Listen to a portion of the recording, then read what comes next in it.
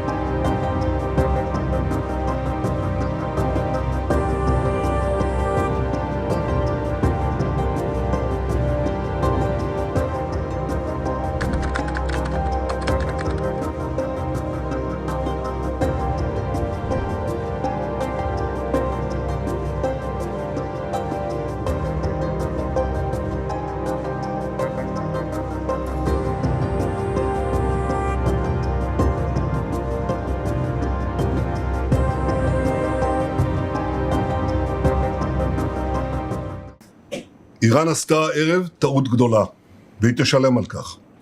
המשטר באיראן לא מבין את נחישותנו להגן על עצמנו, ואת נחישותנו לגמול לאויבינו.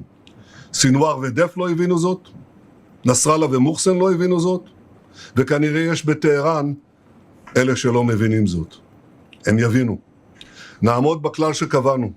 מי שתוקף אותנו, אנחנו תוקפים אותו.